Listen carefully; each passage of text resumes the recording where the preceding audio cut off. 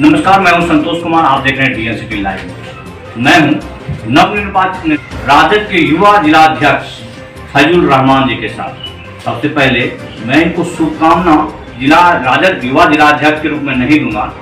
मैं इनको मूल शुभकामना देने आया हूं कि इन्होंने अपने जिला का नाम रोशन किया है। आप लोगों ने देखा है कि एक सेवा के तहत जो ट्रेन में यहाँ से भूखे लोगों को जाने की प्रक्रिया में एक वीडियो वायरल हुआ था, जिसमें इनको मिजोरम के मुख्यमंत्री, मणिपुर के मुख्यमंत्री ने ट्वीट करके जो शुभकामनाएं दी है, वो एक बहुत बड़ी बात है। ये गौरव की बात सिर्फ बेगूसराय जिला के नहीं बल्कि राज्य स्तरीय है। और बहुत शुभकामनाएं हैं, आपने जिले का नाम रोशन किया है। बहुत बहुत शुक्रिया आपका उसके लिए। मैं कोई ऐसा काम, बहुत बड़ा काम तो नहीं किया हूँ, बस कोशिश की है छोटी सी मदद की जा सके। बस ये फल है, भगवान का फल है कि भगवान ने इसका भी समझा और मेरे कामों को सराहा गया। लेकिन मैं सबसे पहले इस काम के लिए कस्बा के ग्रामीणों का मूल रूप से उनका स्वागत करूंगा। उन्होंने इस काम को स्टार्ट किया क्योंकि 22 तारीख की रात को, 22 मई की रात को जब एक ट्रेन रुकी थी वहाँ पर, उससे कुछ ट्रेन के पैसेंजर कुछ उतरे थे। वो जाके उन लोगों को बोले थे, कुछ ग्रामीण 3-4 औरतें थी, सभी खातून वगैरह, कि हम लोग भूखे हैं। तो उन लोगों ने जहाँ तक हुआ उस रात में उन लोगों ने कोशिश करके दिया जो 3-4 घर से हो सका। उसके बाद कस्बा ग्रामीण को मालूम चला, उन लोगों ने पूरा का पूरा अरेंजमेंट किया 2-3 दिन तक, 1-2 दिन तक। तीसरे दिन हम लोगों को मालूम चला। उसके बाद हम और हमारी टीम, स्पेशली हमारी टीम हुसैना वेलफेयर सोसाइटी, ख़ास तौर पे फिर सालेचक के ग्रामीण, कस्बा के ग्रामीण, तीनों गांव के लोगों ने मिलकर इस पूरे के पूरे चीज़ को अंजाम दिया। करीब 10 दिनों तक लगातार ट्रेन चलती रही। डेली करीब 15 से 20 ट्रेन आती थी कम से कम। और सभी लोगों को, जितने भी उसमें राहगीर थे, जितने भी मुसाफिर थे, भूखे थे, सबको खाना मुहैया कराया गया। उस खाने में पूरी सब्जी भी होती थी, वेज बिरयानी भी होती थी, बच्चों के लिए दूध का भी इंतजाम होता था। साथ ही साथ सूखा चीज़ जैसे आपको मूढ़ी, चूड़ा, बिस्किट, दालमोट, खीरा, तारबूज, सभी चीज़ों की व्यवस्था किया गया था। तो ये मैं स्पेशली मैं नहीं कहूँगा कि मेरे द्वारा था, लेकिन हम लोगों ने मिलकर इस चीज़ को दिया। और भगवान का आशीर्वाद है कि मुझे या मेरे एरिया को आज लोग जान सकते हैं, कस्बा को, हुसैना को, सालेचक को लोग जान रहे हैं। इसके लिए मैं भगवान का बहुत बहुत शुक्रगुजार हूँ। और अपने ग्रामीण का, स्पेशली सालेचक पंचायत के लोगों का मैं शुक्रगुजार हूँ कि उन्होंने मुझे मौका दिया, फराहम किया कि मैं इस पोस्ट पर मुखिया पति हूँ आज के डेट में और लोगों की सेवा भाव से सेवा कर रहा हूँ। ये इनका बड़प्पन है, क्योंकि जो इनका कार्य है, धर्म के आधार पर कहा जाता है कि किसी कार्य में जो सूत्रधार होते हैं, मूल श्रेय उन्हीं का होता है। तो ये सूत्रधार थे उस सेवा का, तो मूल श्रेय इन्हीं को जाता है। अब मैं आपके जिलाध्यक्ष निर्वाचित होने के लिए बहुत बहुत शुभकामनाएं देता हूँ। ये विधानसभा क्षेत्र, साहिबपुर कमाल विधानसभा क्षेत्र, इसमें पहले से राजद अपने आप को स्थापित महसूस करती है। ऐसे में इनको बागडोर दिया गया है, क्योंकि चुनावी बिगुल फूका जा रहा है। तो मैं इनसे कुछ सवालें करूंगा। आपको किस आशा से आपको दिया गया है चुनाव का? सबसे बड़ी बात है कि राजद एक बिहार में विपक्ष की पार्टी है और साथ ही साथ मजबूत पार्टी है।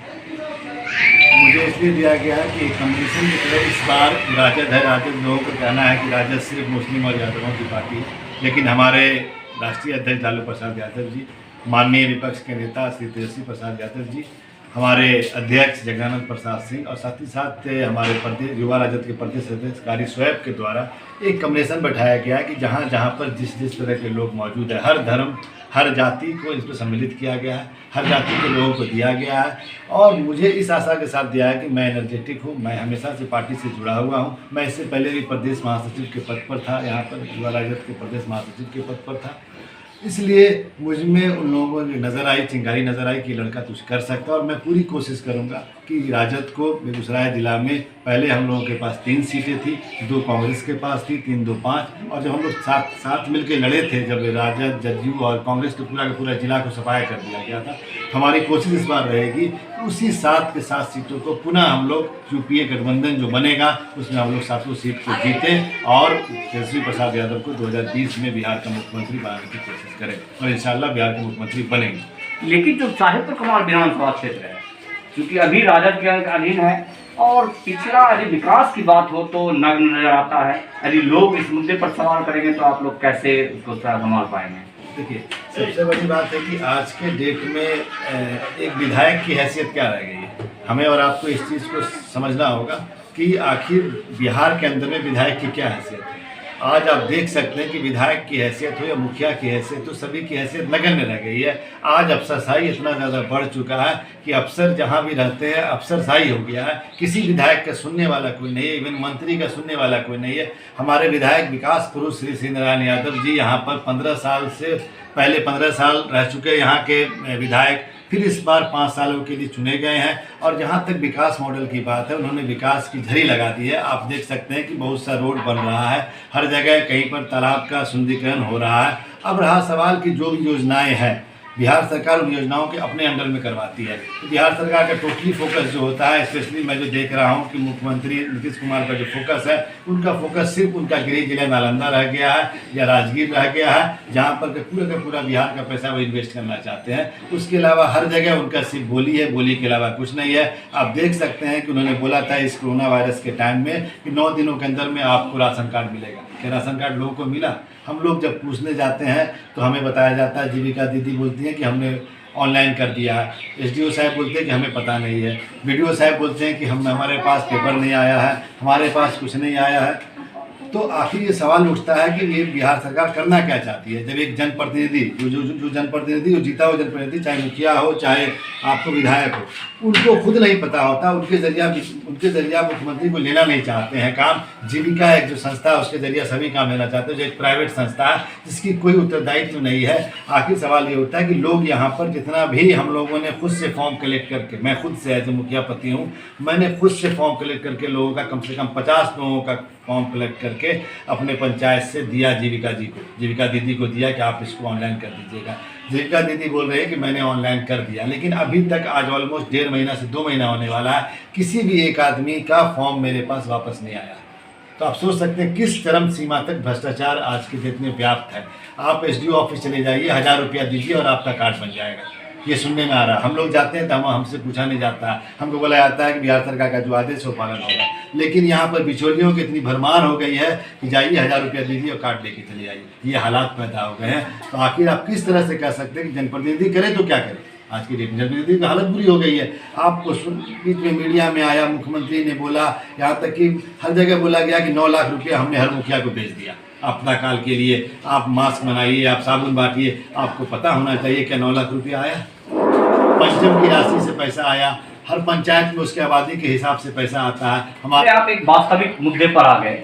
बलिया के प्रशासन की हालात के ऊपर आपने खुद बयान किया, जो ये बेलगाम है, ये सिर्फ जनप्रतिनिधि से काबू हो सकते थे, ऐसा क्यों नहीं हुआ? देखिए, सवाल ये उठता है कि बात आपका बिल्कुल कहना सही है कि जनप्रतिनिधि से काबू हो सकता था। मसला है कि अफसरशाही इतनी बढ़ चुकी है यहाँ पर है कि किसी भी काम के लिए अगर आप जाते हैं, पहले ये हालात नहीं था। पहले ये हालात थे कि जनप्रतिनिधियों का सुना जाता था, आपको किसी पार्टी के कार्यकर्ता का सुना जाता था। आप थाना में जाते थे, किसी पार्टी के आप अध्यक्ष हैं, प्रखंड अध्यक्ष हैं, इवन पंचायत अध्यक्ष हैं, तो वहाँ पर उसकी अहमियत होती थी, उनको कुर्सी दिया जाता था। आज का स्थिति ये है हर जगह कि अफसरशाही इतना बढ़ा हुआ है कि इवन कि आप कह सकते हैं कि जो रूलिंग पार्टी है उसके अध्यक्ष जाते हैं तो उनके लिए भी कुर्सी नहीं खाली होता है। तो जो दूसरे विपक्षी हैं उनकी क्या हालत होगी? तो इसका पूरा का पूरा मैं कहना चाहूँगा कि ये अफसरशाही सिर्फ और सिर्फ नीतीश कुमार की देन है, उनके द्वारा ये किया गया है। अब रहा सवाल बलिया का, इससे पहले भी आपने देखा होगा शंभू जी के टाइम पर एक कांड हुआ था, उस पर हम लोगों ने खुद उप पार्षद जनाब जावेद अख्तर के नेतृत्व में हम लोगों ने खुद धरना पे बैठे थे, भूख हड़ताल में बैठे थे।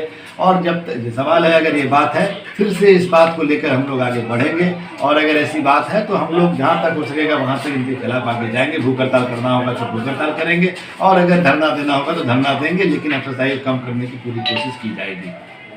जिला में चुनावी बिगुल फूका जा चुका है। इस बिगुल में वास्तविक मुद्दे की कहीं चर्चा नहीं हो रही है। चर्चा हो रही है तो कोई गलत बयानबाजी की चर्चा हो रही है। जैसे कि आपने देखा, जो मटिहानी के विधायक हैं श्री नरेंद्र कुमार सिंह उर्फ भोगो सिंह, उन्होंने कुछ बयान दिया। फिर आरजेडी आज रोड पर है कि उन्होंने क्या बयान दिया, उस बयान को उनका कहना है, उस बयान को तोड़ मरोड़ कर पेश किया गया। क्या इस वैश्विक महामारी के बाद ये सब मुनासिब है? जी, सबसे बड़ी बात है कि आज जो चर्चा होनी चाहिए, आज के टाइम पे चर्चा होनी चाहिए गरीबों की, आज के टाइम पे चर्चा होना चाहिए प्रवासी मजदूरों की, लेकिन चर्चा हो रही है माननीय विधायक भोगो सिंह के बयान की। मैं आपसे कहना चाहता हूं कि माननीय विधायक भोगो सिंह ने जो कहा है वो उनकी मानसिकता को दर्शाता है। लेकिन सबसे बड़ी बात है कि भोगो सिंह यहाँ के लिए नए नहीं हैं। और जो उनका जो इल्ज़ाम है कि आरजेडी पार्टी एक जातीय पार्टी है, एक जात पे आधारित पार्टी करती है, यादवों की पार्टी है, यादव मूर्ख है, यादव इसलिए मैं उनसे कहना चाहता हूँ कि लालू प्रसाद यादव ने जब आरजेडी बनाई थी या उससे पहले भी लालू प्रसाद यादव मुख्यमंत्री थे, उन्होंने सामाजिक लड़ाई लड़ी थी, सामाजिक न्याय की लड़ाई लड़ी थी, गरीब गुरबों की लड़ाई लड़ी थी। अभी तक वो उस लड़ाई को लड़ रहे हैं, हमारी पार्टी लड़ाई को लड़ रही है। आपको मालूम होगा भगवतिया देवी जो पत्थर तोड़ने वाली थी, उसको हमारे माननीय लालू प्रसाद यादव जी ने सांसद भेजा था। माननीय उत्तम यादव जी को बछवाड़ा से उनको उन्होंने विधायक बनाया था। रामानंद राम जी जो बखरी से विधायक हुए थे, वो भी एक आम आदमी थे, एक चप्पल जूता सीने वाले लोग थे। तो हमारी पार्टी सबको लेकर चलती है। अब रहा सवाल कि जो विधायक जी ने जो बात बोली है आरजेडी के बारे में या जो बात बोली है यादव समाज के बारे में, उनकी भर्त्सना करती हूँ। सबसे बड़ी बात है कि आज से कुछ दिन पहले उन्होंने खुद अपनी पार्टी के विरोध में बातें बोली थी, तो उनकी मानसिकता समझ में नहीं आती है। वो कब क्या बोलते हैं ये हम लोगों को समझ में नहीं आता है। आज से 1 महीना पहले उन्होंने अपने ही पार्टी के पदाधिकारियों के बारे में उल्टा पुल्टा बोला था। अपने ही जो उनके क्या कहते हैं, आपको जो यहाँ के प्रशासन है, प्रशासनिक व्यवस्था पर सवाल उठा दिया था कि प्रशासन यहाँ की चोर है, डकैत है या लोगों का अन्न को खा रहा है। तो सवाल उठता जब वो अपने ही प्रशासन पे आवाज़ उठाते हैं तो उनकी पकड़ कहाँ तक पार्टी में है। इस वजह से मुझे जो लगता है कि उनका पकड़ पार्टी पर टूट चुका है, पार्टी उनसे विक्षुब्ध हो चुकी है। इसलिए पार्टी को वो चाहते हैं कि उनका टिकट फिर से कंफर्म हो, इसलिए वो उल जलूल बयान दे रहे हैं ताकि पार्टी उनको गंभीरता से ले। लेकिन मुझे लगता है कि पार्टी भी उनको गंभीरता से लेने नहीं जा रही है, क्योंकि उनके बयान में एक समरसता नज़र नहीं आती है। तो कोई भी पार्टी या कोई भी जाति जो होती है, कोई जाति खराब नहीं होता है, कोई आदमी खराब नहीं होता है। हर जाति में कुछ ना कुछ अच्छे और बुरे लोग होते हैं। इसका मतलब ये नहीं है कि आरजेडी हो या यादव जाति पूरी की पूरी खराब है। मैं ये कहना चाहता हूँ, इसलिए मैं फिर से कहना चाहता हूँ आपके माध्यम से कि जनाब माननीय विधायक श्री भोगो सिंह अपनी मानसिक स्थिति को सही, अगर उनका खराब हो गया तो रांची जाके अपना इलाज करा ले और अपने आप को सुधरें। और इस बिहार को, इस बेगूसराय की धरती जो कि दिनकर की धरती है, आपस में जो कि मिलने और मिलाने वाली धरती है, इसमें आप बंटवारा की राजनीति ना करें। जो आज के डेट में जो हालात हैं, जो हालात पैदा हो गए हैं, गरीबों के हालात हैं, जो श्रमिक बाहर से आए हुए हैं, उनके रोजगार का मसला है, उस मसला पर बात करें। अगर आपको लगता है कि वो मसला सही है, आप उनके हर चीज़ को पूरा कर सके हैं, तो मैदान में आइए। हमारी लड़ाई उन गरीबों की लड़ाई है, हमारी लड़ाई उन बेरोजगारों की लड़ाई है, हमारी पार्टी की लड़ाई उनकी पार्टी की, हमारी पार्टी उन लोगों की लड़ाई लड़ रही है। इसलिए बौखलाहट उन लोगों में पैदा हो चुका है और वो उल जलूल तरह की बयान पार्टी में दे रहे हैं ताकि हमारी पार्टी में कमजोरी आए, हमारे यादव लोग भड़क जाएं। लेकिन मैं उनसे कहना चाहता हूं कि हम लोग पढ़े लिखे लोग हैं, हमारी पार्टी में पढ़े लिखे लोग रहते हैं, उनकी इस बयानबाजी से कोई फर्क नहीं पड़ने वाला है। हम लोग शांत होकर उनके बयान को सुनेंगे और उनके जहां तक होगा उसकी बयान की भर्त्सना हम लोग करते हैं। कल इस बयान के खिलाफ आपने देखा होगा कि बेगूसराय के प्रदर्शन में उनके ऊपर भी बहुत आरोप लगाए जा रहे थे। ये दोनों तरफ से इस वैश्विक महामारी के बाद उभरने में एक दूसरे का सहयोग होना चाहिए, इस प्रकार का नहीं होना चाहिए, आप खुद बोल रहे हैं। देखिए, सबसे बड़ी बात है कि आपने इस बयान के बाद आपने देखा हमारे किसी भी राष्ट्रीय नेता ने या किसी भी प्रदेश के नेता ने इस पर कोई बयान नहीं दिया। कुछ लोग हैं, नए नए युवा हैं, उन लोगों ने उनका पुतला भी दहन किया या उनके बारे में बयानबाजी की। चाहे हमारे जिला अध्यक्ष मोहित यादव जी हैं, उन्होंने भी बयान कुछ ज़्यादा बयान उनके बारे में नहीं दिया, या मैंने भी कोई ऐसा बयान नहीं दिया, या हमारे किसी भी पार्टी के किसी भी वरीय पदाधिकारी ने, किसी भी सांसद ने, किसी विधायक ने इस तरह का बयान उनके खिलाफ बयानबाजी नहीं की। हम जानते हैं ये सिर्फ अपना वो चाहते हैं कि हमारी पहचान बढ़ जाए, तेजस्वी यादव का नाम लेने से हमारी पहचान बढ़ जाएगी, लोग हमें जानने लगेंगे। जिस तरह से गिरिराज बाबू आज यहाँ सुशील मोदी हो या गिरिराज बाबू हो गाली देते थे, लालू प्रसाद यादव गाली देते थे, आज विपक्ष के नेता बन गए हैं। उसी तरह से ये भी चाहते हैं कि आज युवाओं का नेता, युवाओं का आइकन तेजस्वी यादव है, उसको गाली दे के हम भी विपक्ष का नेता या तेजस्वी के नाम का उपयोग करके हम नेता बन जाए। बस उनकी मानसिकता ये दर्शाती है और इसके अलावा हम कुछ नहीं इसके बारे में कह सकते हैं। अच्छा, इसी आइकॉन की बात करें तो साहेब कमाल विधानसभा में एक स्तंभ है जो अपने आप को कभी कभी या तो कहें कि हाइड कर लेते हैं।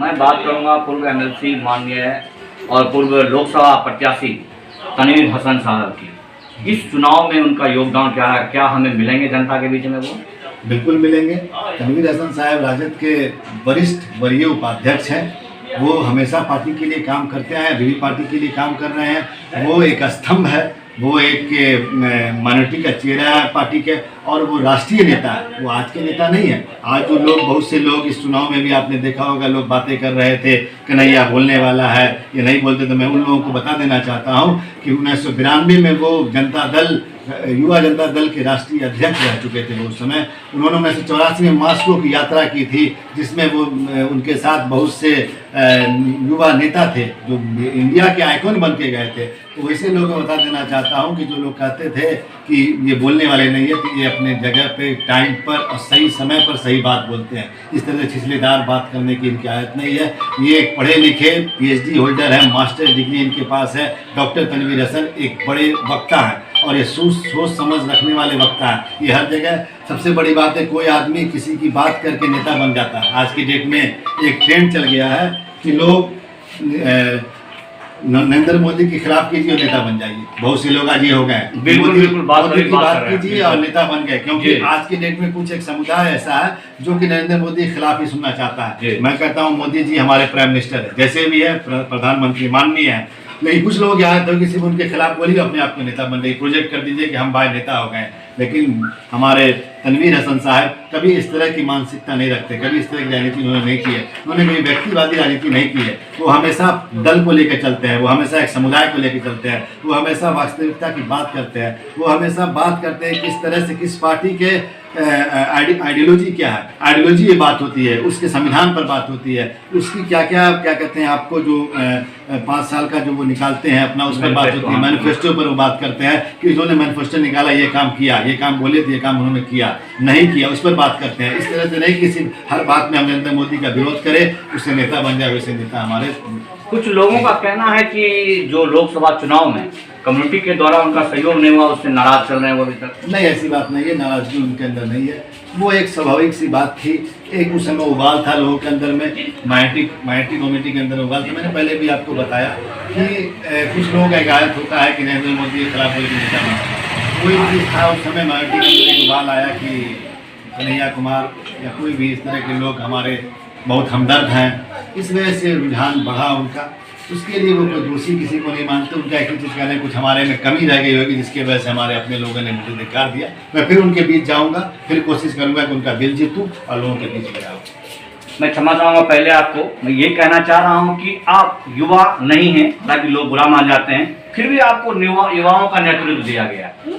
आप क्या कहेंगे, अपने आप को युवा साबित करेंगे या युवाओं का संचालन करेंगे? मैं अभी अपने आप को युवा ही कहता हूँ। मेरी उम्र अभी 42 साल है, तो राजनीति में उम्र मायने नहीं रखता है। ये कांग्रेस की भाषा हो। नहीं, अभी भी आप देख सकते हैं, हर पार्टी में यही हालात है। 50 साल तक तो हम युवा कह सकते हैं, युवा कह सकते हैं अपने आप को। तो अभी हम 42 साल के ही हैं, युवा है, युवा की राजनीति कर रहे हैं। और अगर आप लोगों का आशीर्वाद रहा, मीडिया का आशीर्वाद रहा, और अगर हमने ढंग से काम किया, तो पार्टी जरूर मुझे आगे भी मौका देगी, मेन विंग्स में भी लाएगी, और मैं जहाँ तक होगा पार्टी के लिए काम करूँगा, पार्टी को बढ़ाने की काम करूँगा।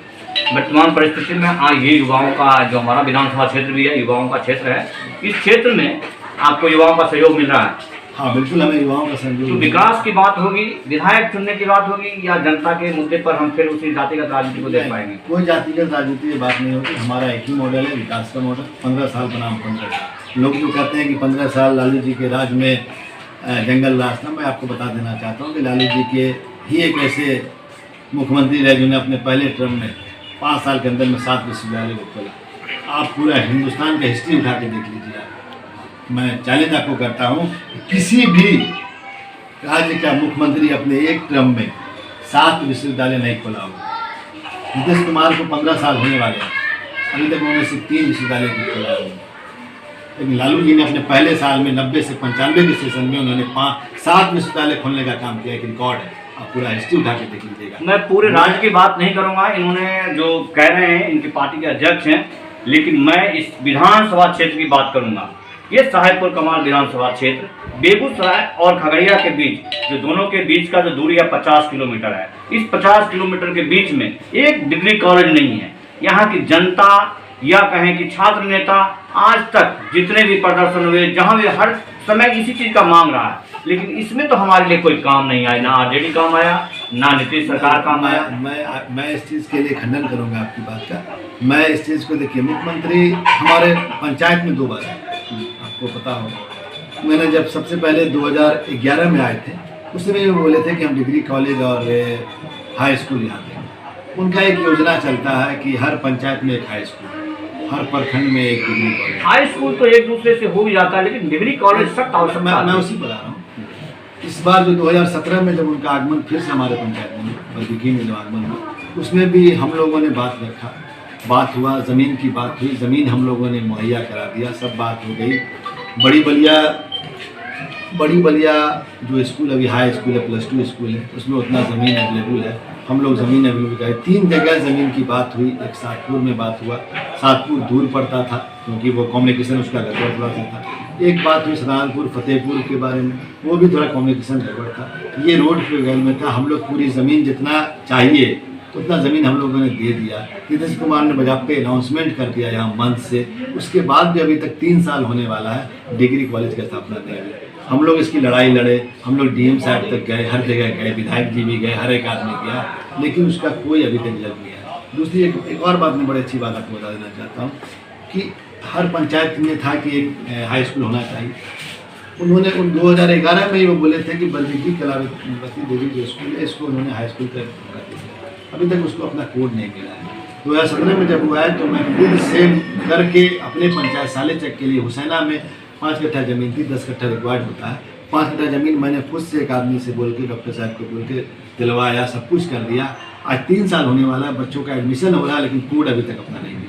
सोचिए आखिर हम लोग कर क्या सकते हैं। डीओ के पास जाते हैं, बोले तो मैंने पहले ही बोला कि अफसरशाही इतनी बढ़ चुकी है कि बिना पैसे का काम नहीं होता है। कोड अभी तक नहीं मिला, बच्चों का भविष्य सोचिए बर्बाद हो रहा है। दूसरे स्कूल से बच्चों का एडमिशन कराया जा रहा है, दूसरे स्कूल से उनको एग्ज़ाम दिलाया जा रहा है। उनका जो पास होने के बाद जो उनका पेपर है या उनको जो साइकिल मिलने वाला तो वो सब उनको नहीं मिल पा रहा। तो किसका नुकसान हो रहा है? हमारे बच्चों का नुकसान हो रहा है। हम लोग दौड़ दौड़ के थक गए, अफसरशाही इतनी बढ़ गई है कि इस पर कोई भी विधायक को कोई सुनने को तैयार नहीं है, मंत्री का सुनने को तैयार नहीं अफसरशाही है। जब तक पैसा नहीं दीजिए आपका काम नहीं होता। इसमें विधायक हो या प्रतिनिधि करे तो क्या करे बताइए। हम लोग का है कि ज़मीन दीजिए, ज़मीन अवेलेबल करा दिया गया, जो सर्कमस्टांसेस चाहिए, जो मिनिमम चाहिए वो सब कुछ हम आपको दे रहे हैं। फिर भी अगर नहीं अवेलेबल गवर्नमेंट नहीं कर पा रही है, इसमें हमारा क्या हमारे विधायक जो कहते हैं वो बिल्कुल नहीं होता, वास्तविकता ही बात। तो इस बार मैनिफेस्टो में ऐसा आएगा कि प्रशासनिक अफसर पर लगाना, अफसर नौकरशाही खत्म करने के लिए अफसरशाही खत्म करने की कोई प्रावधान हो? बिल्कुल है, बिल्कुल आएगा एकदम। ये हमारा A to Z पहला प्रस्ताव हमारे पार्टी का होगा, अफसरशाही खत्म किया जाए, नौकरशाही खत्म किया जाए। देखिए जब आरजेडी का राज था या 15 साल में आपने देखा होगा, अगर तो आपको पता होगा, उस समय अफसरशाही नाम की चीज़ नहीं थी। एक आम कार्यकर्ता जो कभी लुंगी पहन के भी ब्लॉक चला जाए तो उसकी भी इज्जत होती, वही बोलता था तो उसकी पकड़ होती थी, उसकी बात को वीडियो या कोई भी सुनता था।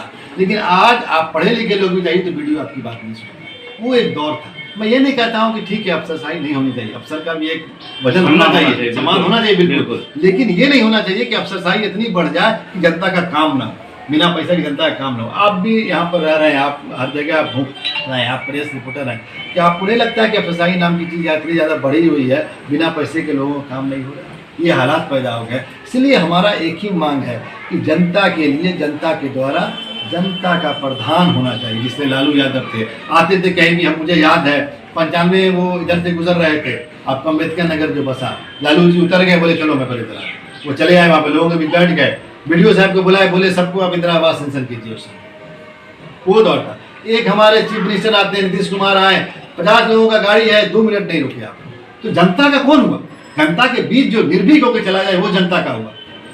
लालू यादव की एक शक्ति है, लालू यादव के अंदर एक ये था, कहीं भी निर्भीक होकर चला जाना। 10 लोग हैं, 20 लोग हैं, निर्भीक होकर चले गए, कोई गार्ड की जरूरत नहीं, कुछ नहीं। लेकिन एक हमारे नीतीश कुमार मुख्यमंत्री आज की डेट में कि 50 गाड़ियों का काफिला होता है, आते हैं, उतना पैसा खर्च होता है, पूरा का पूरा सिस्टम, पूरा बेगूसराय जिला हमको लगता है 1.5 महीना तक डिस्टर्ब था कि नीतीश कुमार का प्रोग्राम बर्बिकी में हो रहा है और कोई काम नहीं, पूरा ब्लॉक बंद है, पूरा क्या कहते हैं आपको डीएम ऑफिस बंद है। और मुख्यमंत्री कितना 5 मिनट के लिए जनता से भी नहीं मिले, चुपचाप आए, एक जगह देखे, उद्घाटन किए, चल दिए। तो आपको कौन सा लगता है जनता के लिए काम करता है? लेकिन मसला क्या है कि लोगों ने बदनाम कर दिया आरजेडी को कि वो जाति राजनीति करती है। लेकिन आज की डेट में आरजेडी एक पार्टी जो गरीबों की, मजलूमों की, दलितों की राजनीति करती है, लेकिन बदनाम कर दिया गया है। और दूसरे लोग जो दूसरे दल के लोग हैं, चाहे वो बीजेपी हो, चाहे वो जदयू हो, ये लोग राजनीति करते हैं सिर्फ और सिर्फ वोट बैंक की राजनीति करते हैं। आज नीतीश कुमार जी को देख लीजिए, शराब बंद किया, ठीक है, मैं उसका विरोध नहीं करता हूँ, अच्छी बात है, शराब को बंद कर दिया गया, लेकिन उससे राजस्व का कितना नुकसान हो रहा है आप देखिए। घर घर शराब अवेलेबल हो गया। आज की डेट में जो शराब पहले लोग 50 रुपये में देता है, 200 रुपये में देता है, घर घर अवेलेबल है, तो क्या शराबबंदी हो गई बिहार के अंदर? तो आप जनप्रतिनिधि हैं, जब इस चीज को साफ साफ तौर पर जान रहे हैं, आप जो है जब सद्भावना मीटिंग होता है आपका प्रशासन के तौर पर साथ में, तो ये खुले तौर पर आप जान रहे हैं, तो आप इस चीज का सवाल उठाना चाहिए। बिल्कुल हम लोग सवाल उठाते हैं, बिल्कुल प्रशासन को हम लोग बताते हैं कि भाई यहाँ पे शराब मिल रहा है, घर घर पहुँच रहा है, लेकिन मसला है कि देखिए सबसे बड़ा चीज़ है कि उस क्षेत्र का जो थाना इंचार्ज वो भी क्या करे। नीतीश बाबू ने कह दिया है कि जिस क्षेत्र से शराब पकड़ा जाएगा उसके थाना इंचार्ज को हम सस्पेंड कर देंगे, तो क्यों पकड़ेगा? अच्छा ठीक है भाई, उसको पैसा आ रहा है, क्या दिक्कत उसको? मसला है कि जब आप खुद कह रहे हैं कि जिस क्षेत्र से, जिस थाना इंचार्ज के क्षेत्र से शराब पकड़ा जाएगा उसको हम सस्पेंड कर देंगे, उसको कहीं भी दोबारा उसी क्या कहते हैं आपको पोस्टिंग नहीं होगी, सेंटिंग पोस्ट में चला जाएगा, क्यों पकड़ेगा? सीधी सी बात है, क्यों पकड़ेगा? आप ही बताइए, क्यों पकड़ेगा? तो हम अगर मान लीजिए हम अच्छा काम करेंगे तो मुझे इनाम में मिलना चाहिए, कि मुझे आप डिमोशन देंगे तो मैं वो काम करूंगा। अगर मान लीजिए मैंने आज अच्छा काम किया, मैंने ट्रेन पर लोगों को खिलाया, मेरी टीम ने खिलाया, तो उसके वजह से मुझे इनाम मिला कि मिजोरम के सीएम ने ट्वीट किया, डीएम ने मुझे बधाई दी, लोगों का आशीर्वाद मिला, हर जगह ये हुआ। अगर वही चीज़ करके मुझ पर FIR हो जाए तो मैं वो काम दोबारा करूंगा। सेम चीज़ है कि जिस थाने में पकड़ा जाएगा, तो अगर हम बोलते भी हैं तो वो भी थाना इंचार्ज बोलते हैं, हम लोग क्या करेंगे? हम तो अपनी जान नहीं लगा सकते। उनके हाथों में है FIR करना, लेकिन जो जनता रिव्यू में यदि आए, यदि आप जनप्रतिनिधि, आप वास्तविकता कहेंगे तो आपकी बात बिल्कुल सुनी नहीं जाती है। वास्तविकता देखिए ये है कि हमारी बात सही में सही सुनी जाती है। किसी भी जनप्रतिनिधि की बात सही सही बोला जाए तो आज की डेट में सुनी नहीं जाती है सही। इनके पास पद का भरमार है, ये ग्राम प्रधान है, आप देख सकते हैं, प्रथम जनप्रतिनिधि जो यदि जनप्रतिनिधियों की सीढ़ी बनाएंगे आप, तो सबसे पहली कड़ी होती है वो जनप्रतिनिधि मुखिया जी होते हैं, जो वास्तविक में जनता के साथ होते हैं। जमीनी हकीकत पर यदि कोई बड़े पद का नेता है, वो बड़े यदि पटना रहते हैं, तो वो गांव कस्बा गांव तक नहीं पहुंच सकते हैं, और ये कस्बा गांव के मुखिया, इनको 24 घंटा इनके साथ रहना है। ये जो कह रहे हैं उसमें 100% की वास्तविकता है। अब ये सरकार या जननेताओं की जिम्मेदारी है कि इनकी भाषा और भावना को समझे। ये खुले तौर पर कह रहे हैं कि इनकी बातों को नहीं सुना जाता है। ये आज के संविधान के लिए एक शर्म की बात कि आप जनप्रतिनिधि की बात नहीं सुनेंगे, किसकी बात सुनेंगे? जो जनता के वास्तविक सुख दुख को आपके सामने ला के रखता है। ये निंदनीय बात है कि बाद आप देख रहे हैं कि राष्ट्रीय जनता दल एक जानी मानी पार्टी है, उनका पदभार इनको मिला है, उस आधार पर भी तब भी अपने आप को यह निस्सहाय महसूस कर रहे हैं और कह रहे हैं कि ये दुर्भाग्यपूर्ण बात है। आप हमारे साथ आए, वास्तविक मुद्दों पर बहुत बहुत आपने बात की, और मैं बहुत शुभकामनाएं दूंगा, पुनः शुभकामनाएं दूंगा कि आपको राज्य स्तरीय पर आपने राज्य को बहुत सम्मान दिलाया है, और आप इसी प्रकार दिलाते हैं। बहुत बहुत शुक्रिया, बहुत बहुत धन्यवाद।